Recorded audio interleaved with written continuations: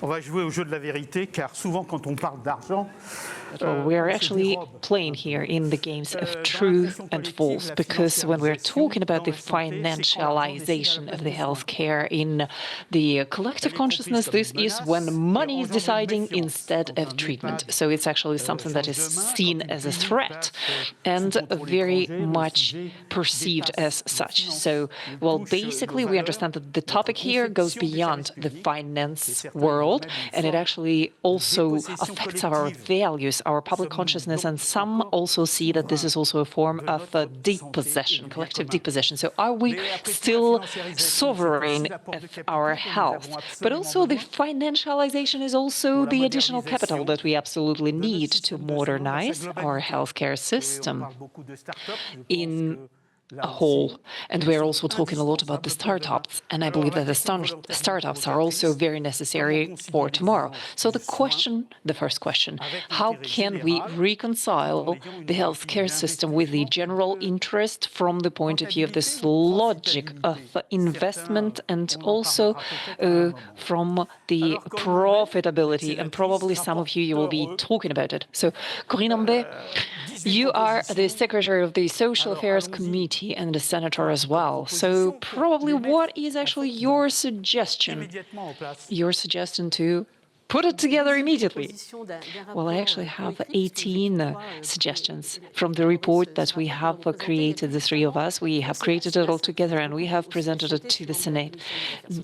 So I am a member of the Commission for the Social Affairs, and we have presented it to the Senate, and actually it was very interesting. And you, Patrick, are also a little bit provocative in the presentation of this round table, because, well, what was the name of our report? It was Financialization of Healthcare, Risk or Opportunity. That's how you called your round table. Well, for us, it was actually the same, pretty much, direction that we have taken. Well, of course, it was an important topic, which is why I started being very interested by that. Well, we understand that as for such treatment, there are some additional effects, secondary effects. Well, of course, we understand that this report is available. If you want, you can, of course, read it entirely, but I would like to mention two points in particular. First of all, the question of the bank loans, because when we have a young doctor who starts their work, they actually need some loans and some additional financement from the bank. And it has to be very respective of the professional independence. This is why we actually started thinking about all of this, and we also started thinking about the responsibility in all of this. And the second suggestion that we had here is, well, basically to stop the preferential treatment in different actions. And, well, of course, here we can see that not everything comes from the legal side of it, so it's not always about the laws all the time. But with respect to this point in particular, we have to stop this preferential treatment specifically for the professionals in the healthcare and liberal companies there. And we also imagine that here the speculative actions must be stopped, because we understand that there may be different effects here, and we don't want to create a speculative bubble here. We understand that we have investors, but we also have the financer who is behind them and who is actually paying. And the payment is practically guaranteed with the Social Security. So we actually have to frame somehow all of this. And the place of the legislator is here to basically find a protection to this purely financial logic, because we cannot forget that we are talking about the healthcare professions. So it's not about discouraging the investors, but simply, and it's not really simple in practice, to somehow frame them within a deontological frame, because we have deontology and we have ethics in there. So we actually wanted to research specifically that, because we understand that the financialization, that's an important chance, because we need financement. Young doctor needs technology for the scanning, but also for the treatment. So it's basically the question about the financialization, but we have to be very much aware of the limitations here. François?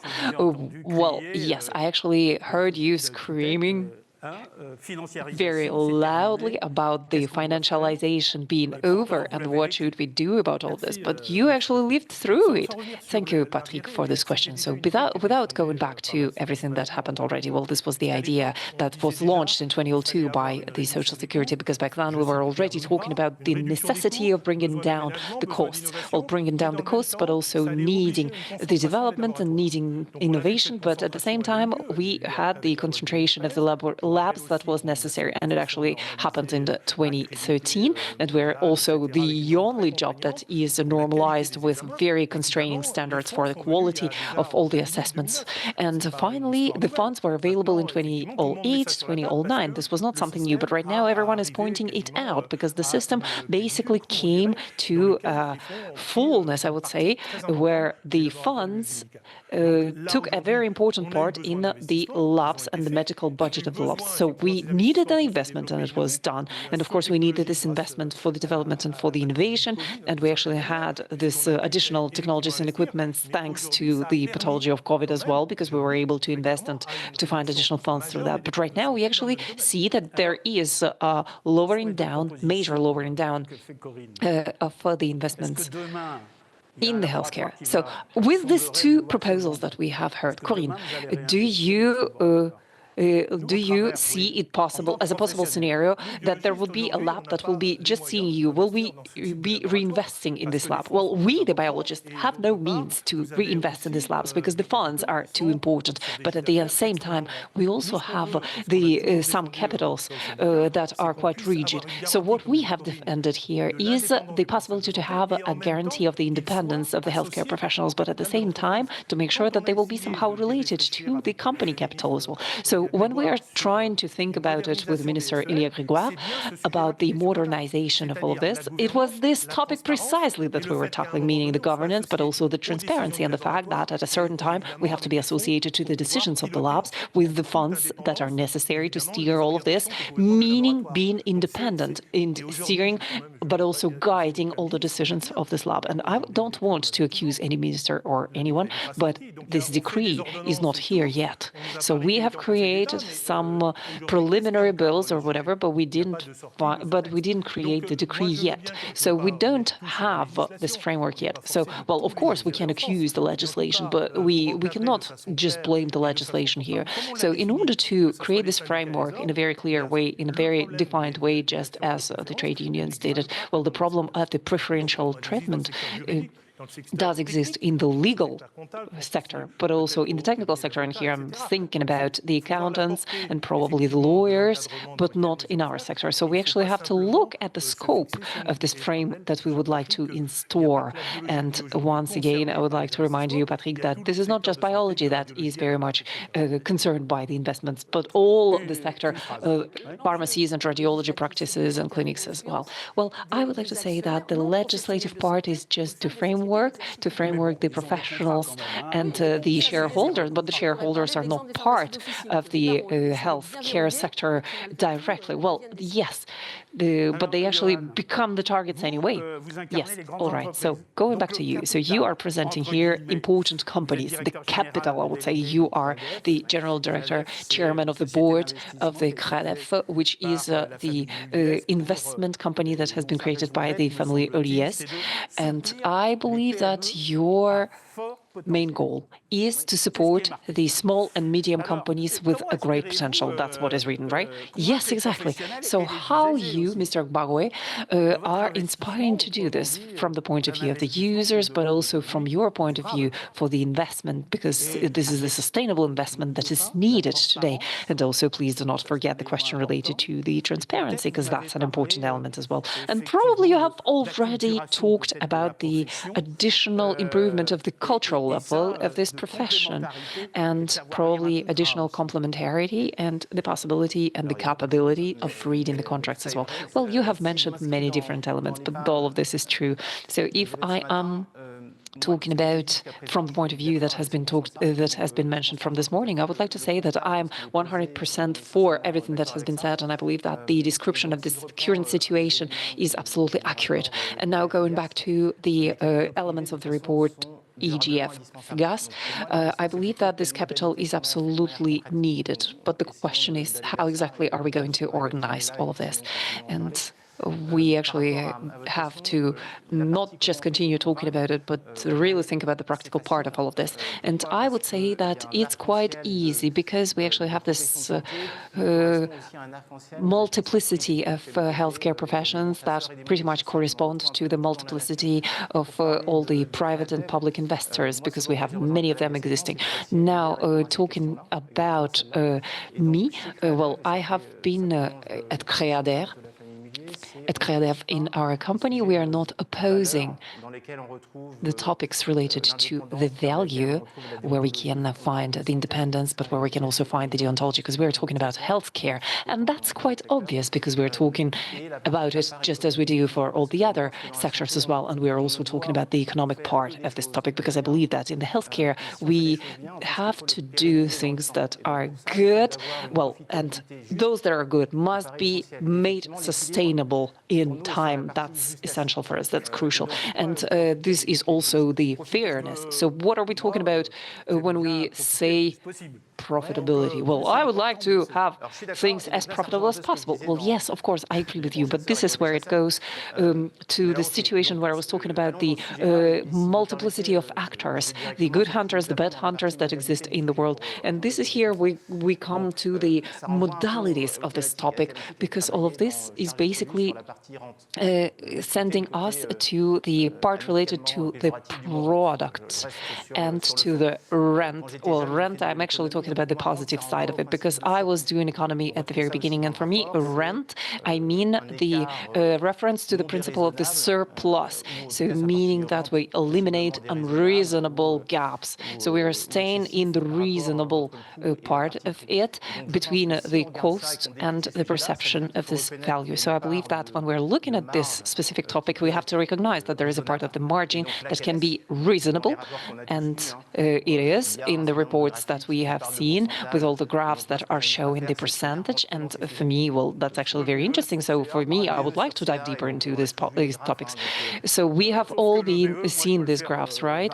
But for this VE and CA, well, turnover and the graphs about the turnover, we actually can make variety. Yes, well, for me, in terms of the turnover, we actually have an important opinion about it, because we can talk about the fair interval and the fair balance on this part. And of course, we have the part that can be variable. So for me, the question about this specific part is what allows us to propose a fair treatment for a fair price and on a long run.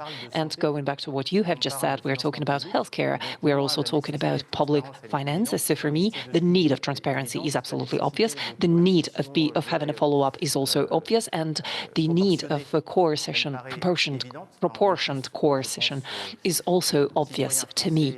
So I think that for all the French as well as European citizens and worldwide citizens is to pretty much take care of this money that is a common money. So for me, that's an important topic, and going back to it.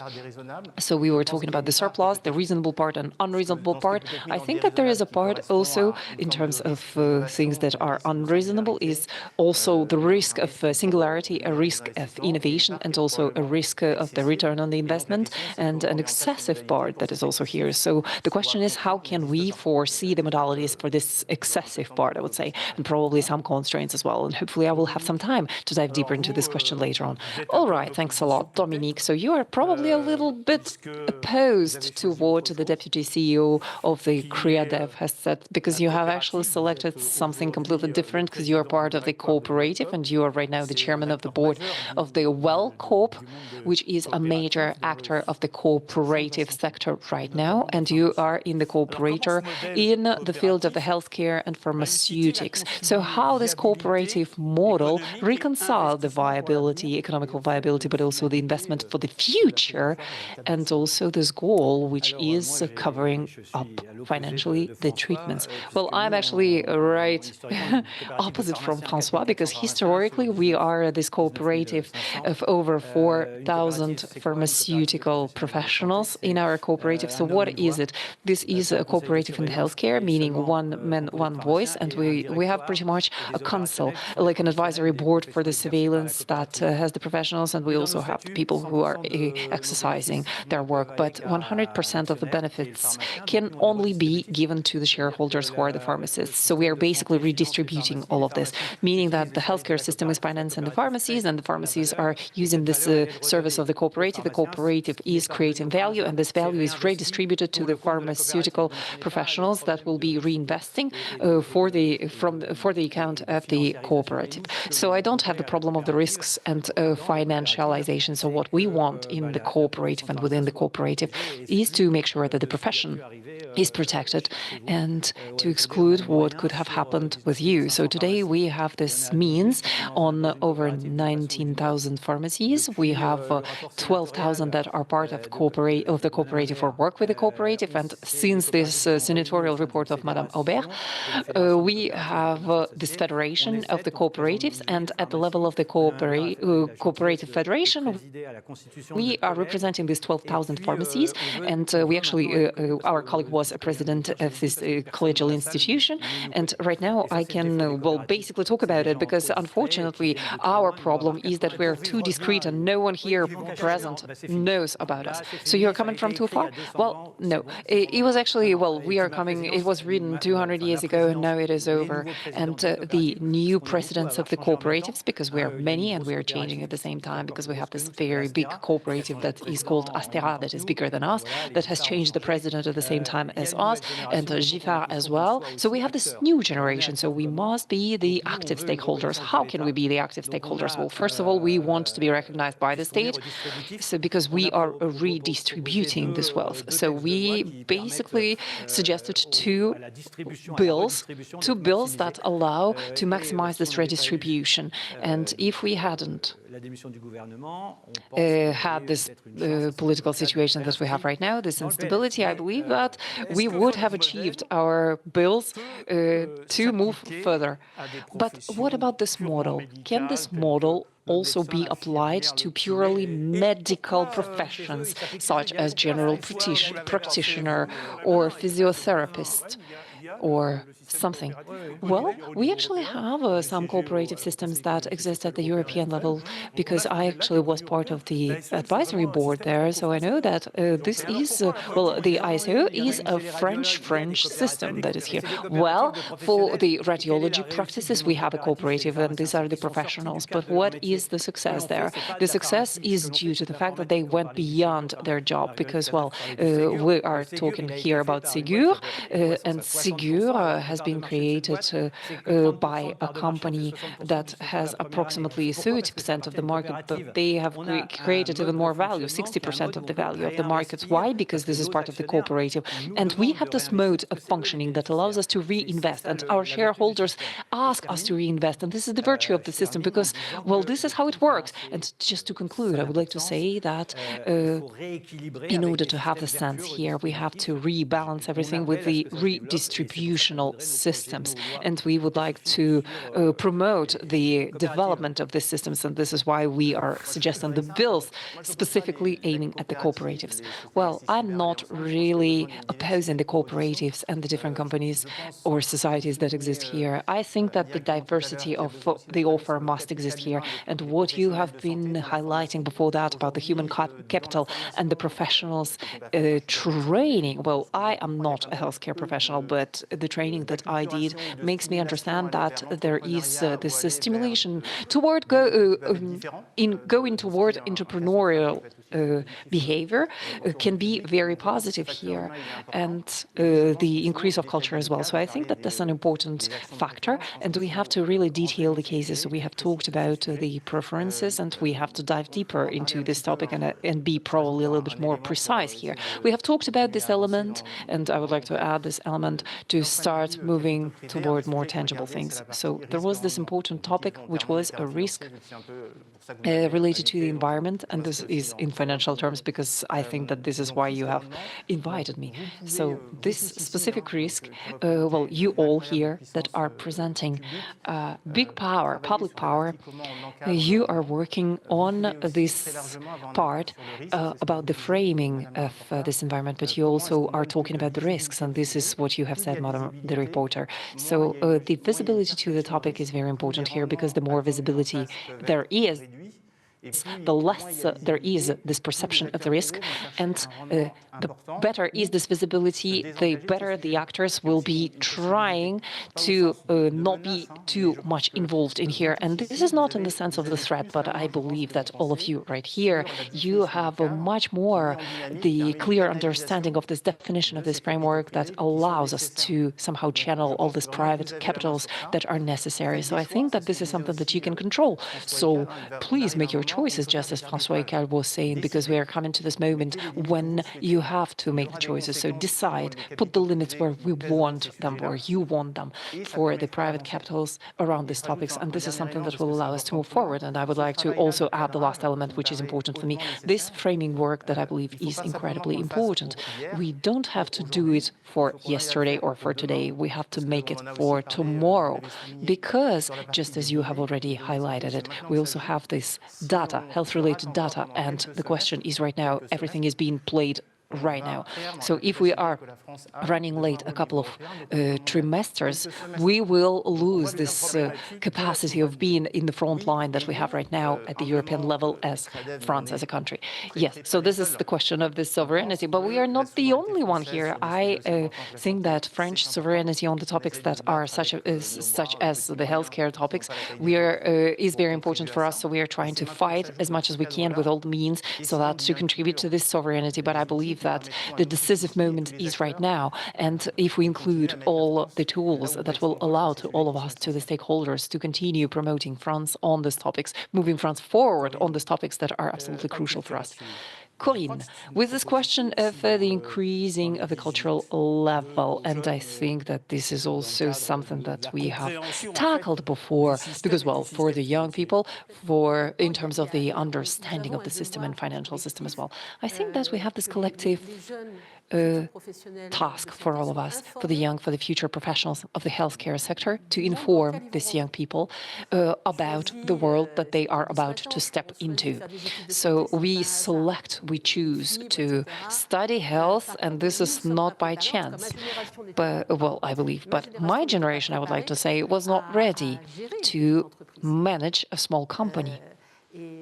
And I remember this exam that we have had. We have had 6 months of management at the end of our program, of our curricula. And the question was, what was the VAT? And I didn't really know that. I don't remember what was the score that I got for this exam in particular, but this is the reality. And the reality is that we actually lack some preparation. And I would like to say that today, in the pharmaceutical field, I'm still working a little bit. So probably not everyone knows it, but I'm still acting as a practitioner, as a pharmacist. And I don't know, probably some healthcare professionals, just as you, François, I don't want for you to lose hope, because I have my role as a legislator, but also my role as a healthcare professional at the same time. And I just see how in the field of the pharmacy, and I will use this term, which is quite strong, the future pharmacists are becoming the prey for some investors. And at the same time, in the offices, the profession has already organized itself so that to make sure that all of the office holders will will have their diplomas and be pharmacists with diplomas. So there are some limitations and hurdles that are being created, and it's important once again today to consider this situation by offering an investment fund or a help, an initial aid for starting the professional activity.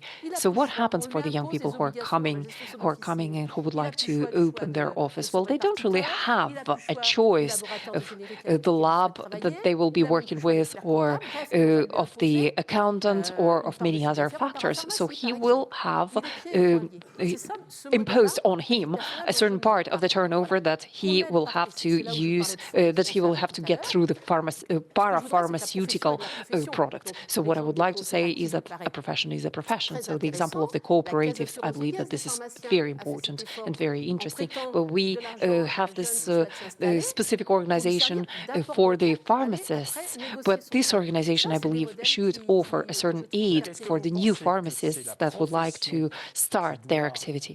So are you thinking that this is the profession that should, between brackets, give this financement in the global professional sense of these terms rather than a bank? A bank, I would like to say, that is working a lot in this specific territory, and that is, well, probably very much focused on the funds and so on.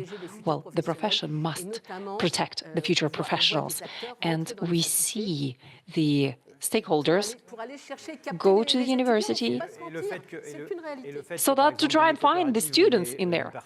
And the fact that within the cooperatives we have created our fund and we are coming into this fund and participating in it so that to have the access to the statutes and to the contract that this young person will be signing with a big investor.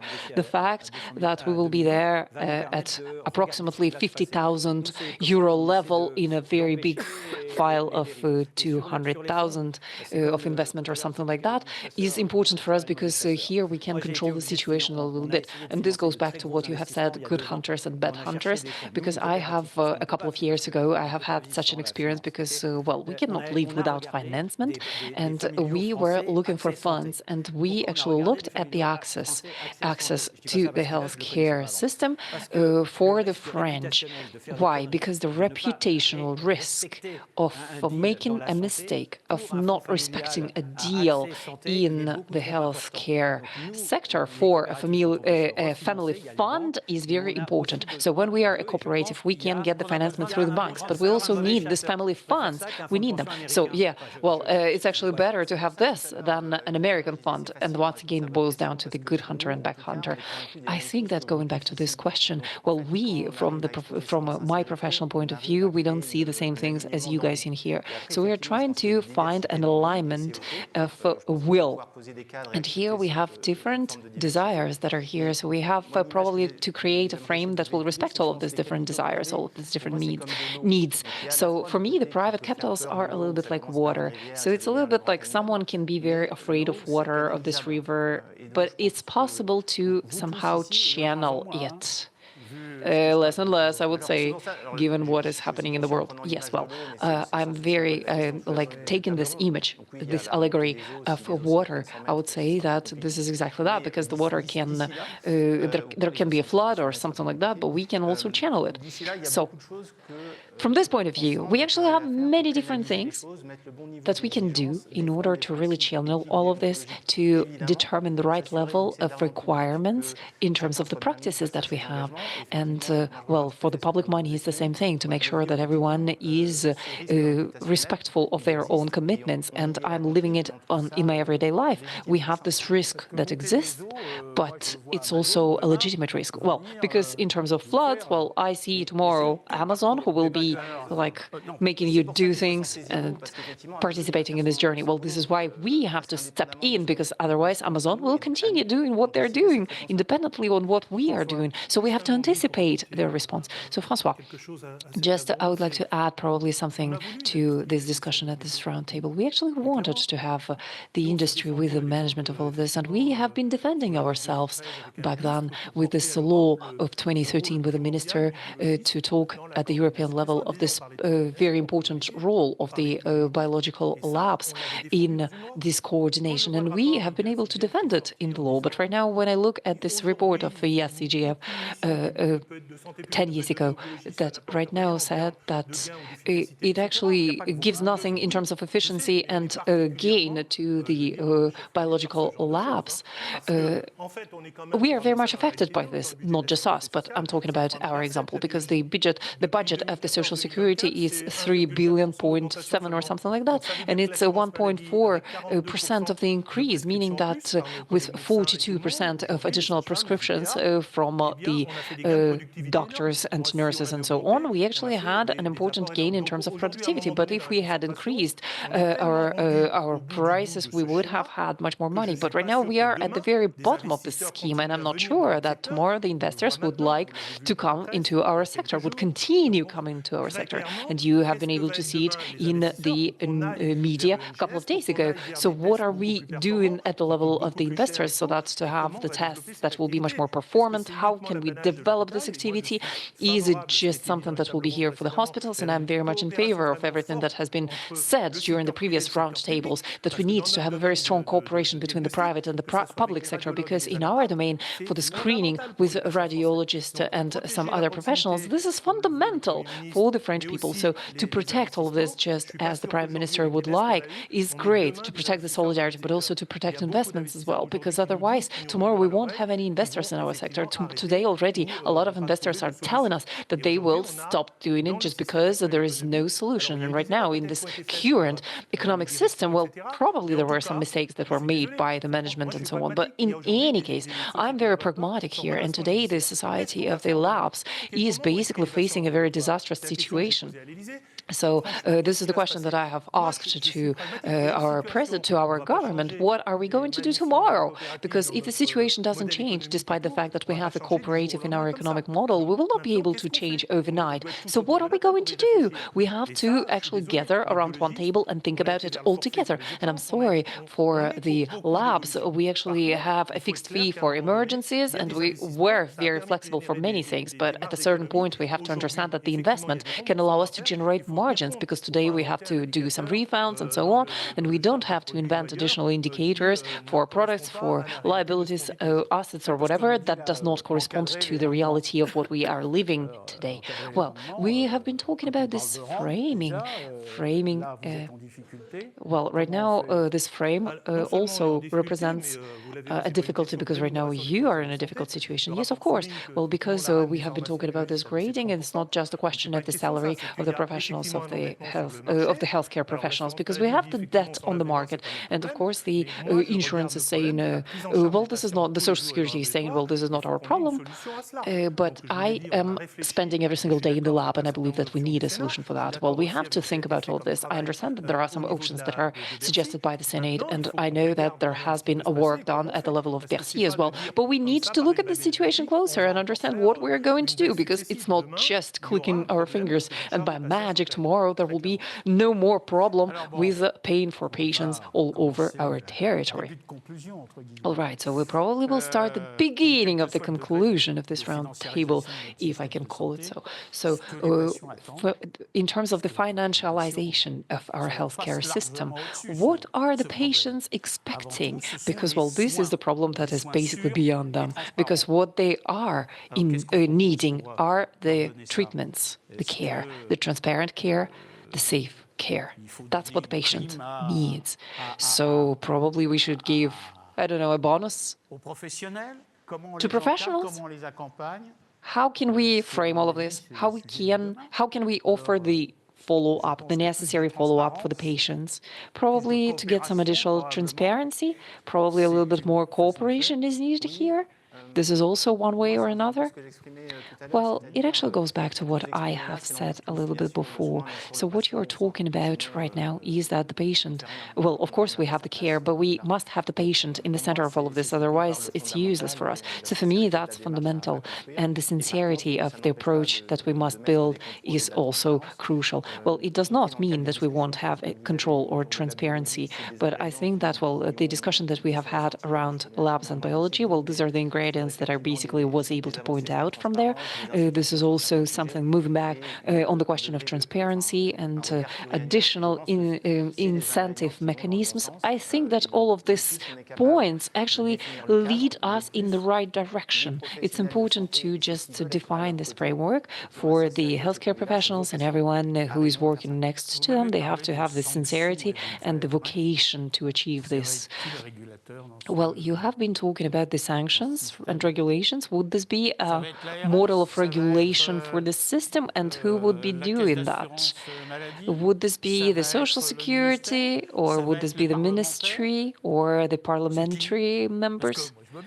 Who is going to do this? Because, well, of course, this sounds very nice, and we are always talking about sanctions and so on. We haven't been talking about sanctions. We said that the contractualization, meaning formalizing it as a contract, is needed, meaning that we have to respect the mutual commitments. Because I'm working with some funds, and I understand that we have reputational risks, because when there will be mistakes, whether the fund is wondering whether they will be able to somehow get back their reputation or not. And then we also have this topic related to the patient, because we have been talking about this new healthcare facilities.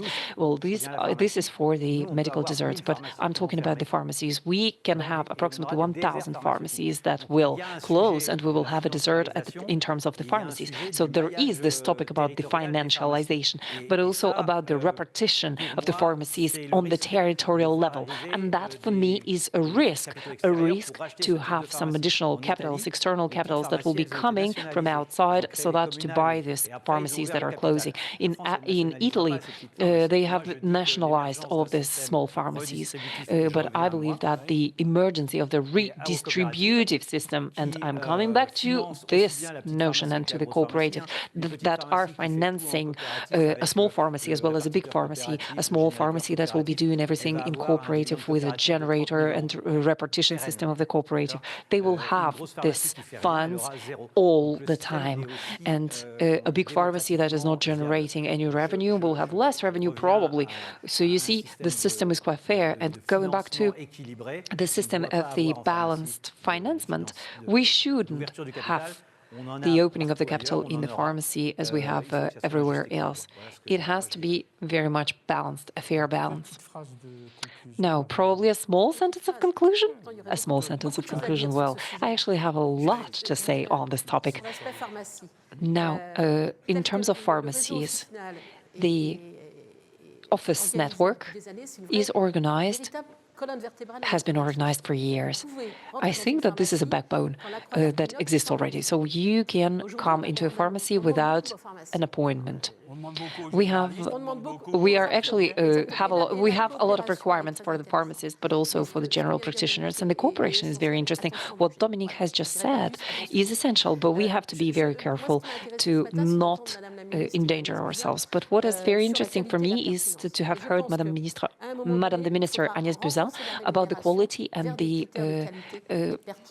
criteria of quality, as well as the criteria of relevance. And I was very happy to hear this, because this is part of the things that we have mentioned in our report. Can you please put the your results in the doors of your offices or online or so on? Well, our results are already online, available online, so all of this exists. So these are just the doctors who don't do this, who do not put their results available. Well, the logic of the scaling up transparency is also requiring us some digital tools, but also the right interlocutors. And this is part of the questions and recommendations that are centralized. And we have been talking about it before, about these contracts related to the rights of vote, meaning that we have to have people that will be in a very foreseeable and clear way answer these questions. So all of this requires some progress in the public area as a whole. So what are we seeing today?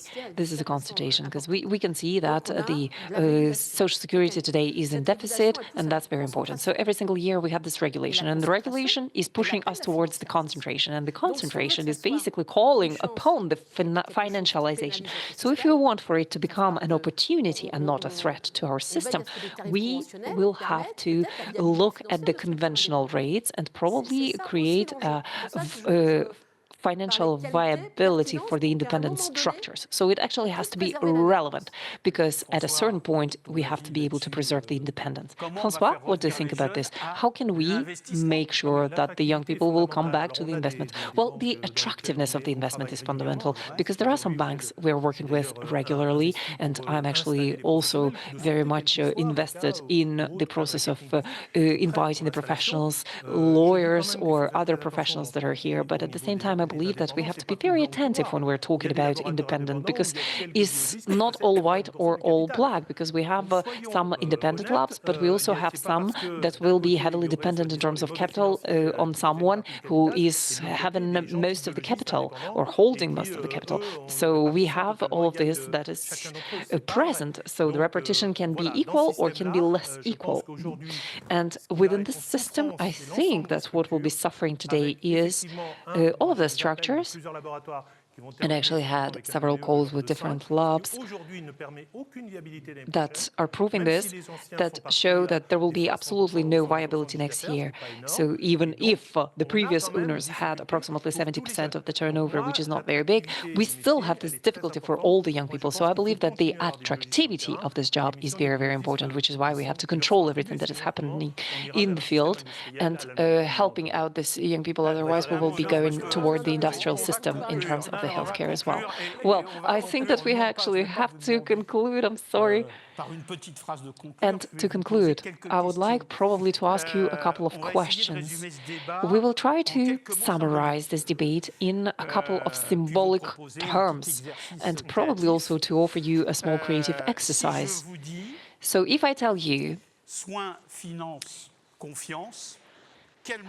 care, finance, trust, what is the term that you would like to choose to reconcile these 3 points? Trust. Trust, absolutely trust. Just one word that could be, that could summarize. Frame.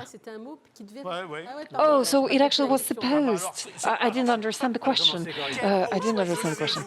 So you have to select one word that kind of summarizes all of these 3 terms. You didn't hear me well, Corinne. Yes, I wasn't listening. Sorry about that. So what are the 3 words? Care, trust, and finance. Well, yeah, this is just to create additional difficulty. No, this is to help out Corinne. Okay, go ahead. I'm still thinking about it. I would say coordination. So frame, coordination, what about you? Coordination once again. Yeah, we are corporate here. Something else? One person, one word. No, I would have said transparency, but I don't have the right to participate. Okay, what is the second question? So what is the word that you would like to choose so that to reconcile these 3 realities? Risk, opportunity, and future. Risk, opportunity, and future. Wow. Trust, partnership. My choice is trust. Entrepreneurship. Competencies, entrepreneurship, that's interesting. Competencies. I will do just as Corinne. Oh no, you cannot do that. One word per person. Yeah, I would say just as Corinne, I would say I did not understand. Well, for me, this is trust. So for you, all the time, this is trust. First time it was trust, and now it is trust. Yes, indeed. I would have said innovation. Yeah, well, I'm not focused here. So go ahead and focus, because this will be the 3rd question. The 3rd question, profitability, autonomy, and passion. Yeah, of course, but you are the best of the best. I mean, yeah, but I didn't understand the game from the very beginning. Sorry about that. Independence. Independence, yeah, this is what we have been defending. Yeah, but I believe that the patient is at the very core of all of this. We also need profitability in order to be able to take care of the patient with a good quality. So it's invest for reinvesting. I would say transparency. I would say balance. I have actually put in relevance, but it's okay. So, and the very last question, and I know that this is the question that you absolutely want. So if the financialization was an animal, what would you have chosen? Which animal would you have chosen? Balance. Oh no, balance. This was before that. Trust. Trust is not an animal. Yeah, but you said that you had an animal. I did not forget that we were in the Alps. I would say a Saint Bernard dog, because I actually have this dog from the Pyrenees. Do you know what this dog is? Well, this is the dog that is protecting the cattle from the predators, and that's a very smart dog. So I would have chosen this dog. So for me, the word is difficulty. This is not an animal, but this is difficulty. Yeah, about animal, I would say a horse. Well, because it can be either wild or domestic, and we can use the horse for many different things. So that's a great means. And I would say an elephant. All right, fantastic. So your choices are fascinating. What about you? No, I'm not choosing here. Eagle. An eagle. Well, I would have said that some animals are protecting, some are attacking, some are very fast, some are very slow. So this diversity basically reflects perfectly our debate. The financialization can be a threat, can be an opportunity, or both. And I believe that the main conclusion that we can get from here is that it depends on the way of domesticating it and adopting it. Thank you very much to all of you. Well, I would have said that it wasn't an easy exercise. Thank you so much.